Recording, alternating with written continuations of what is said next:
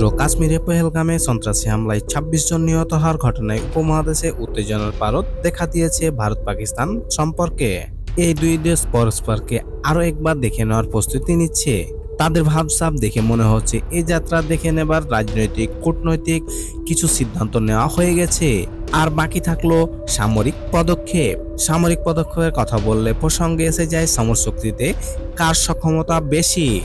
এ সময় কার কি শক্তি ও সক্ষমতা ভারতের গণমাধ্যমগুলো নির্দিষ্টভাবে দুই দেশের ক্ষেপণাস্ত্র নিয়ে লেখাপড়া চালিয়েছে, সেগুলোতে একটু চোখ বালানো যাক। ভারতের ব্রহ্মস ক্ষেপণাস্ত্রের কথা যদি বলা হয়, এটি ভূমি থেকে, যুদ্ধজাহাজ থেকে, সাবমেরিন থেকে, আকাশ থেকে ছোড়া যায়। সুপারসনিক ক্রুজ এই ক্ষেপণাস্ত্র পাল্লা ৪৫০ কিলোমিটার। বিশ্বের অন্যতম দ্রুতগতি ক্ষেপণাস্ত্র ছুটতে পারে ঘন্টায় ৩৭০৪ কিলোমিটার বেগে। ভারতের কাছে রয়েছে অত্যাধুনিক রাফায়েল যুদ্ধবিমান। এর সঙ্গে যদি যুক্ত করা হয়, ক্ষেপণাস্ত্রের কার্যকারিতা কয়েক গুণ বেড়ে যাবে। এছাড়াও ভারতের কাছে উল্লেখযোগ্য আরেকটি অস্ত্র রয়েছে, সেটি হলো S-400। এটি একটি ভূমি থেকে আকাশে ক্ষেপণাস্ত্র সম্বলিত প্রতিরক্ষা ব্যবস্থা। যে কোনো আকাশযান, ক্রুজ ক্ষেপণাস্ত্র, ব্যালিস্টিক ক্ষেপণাস্ত্র প্রতিহত করতে সক্ষমতা রয়েছে S-400 এর।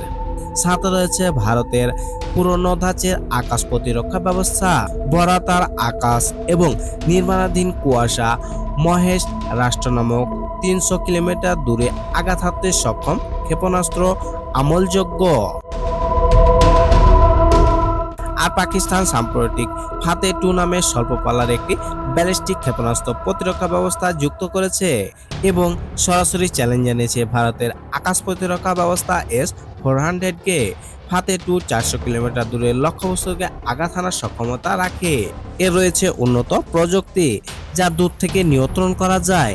এই ক্ষেপণাস্ত্র সুনির্দিষ্ট লক্ষ্যবস্তু, বিশেষ করে গুরুত্বপূর্ণ স্থাপনা, সামরিক ঘাঁটি, সেতু, যোগাযোগ কেন্দ্র, নিয়ন্ত্রণ কক্ষ, এমনকি আকাশ প্রতিরক্ষা ব্যবস্থাকেও আঘাত হানার সক্ষমতা রয়েছে। উত্তর কোরিয়ার প্রযুক্তিতে তৈরি শাহিন ঘড়ি ক্ষেপণাস্ত্র, পাকিস্তানের শক্তি মধ্যপাড়ার ক্ষেপণাস্ত্র ঘড়ি ১৫০০ কিলোমিটার পর্যন্ত দূরে গিয়ে আঘাত হানতে সক্ষম। আর শাহিনের আঘাত হানার সক্ষমতা রয়েছে ২৭৫০ কিলোমিটার পর্যন্ত। শাহিন একটি দূরপাল্লার ক্ষেপণাস্ত্র। তবে সবার নজর ফাতে-এর দিকে।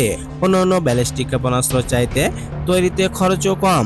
পাকিস্তানের কৌশল হচ্ছে ফাতে-2-র সাথে বারোবারি ক্ষেপণাস্ত্র, ড্রোন সমরাস্ত্র প্রয়োগ করা, যাতে S-400 দুর্বল হয়ে যায়। পাকিস্তানের আন্তঃবাহিনী গণসংযোগ অধিদপ্তর দাবি করেছে, ফাতে-2 চোখকে ফাঁকি দিয়ে নিখুঁতভাবে আক্রমণ করতে সক্ষম।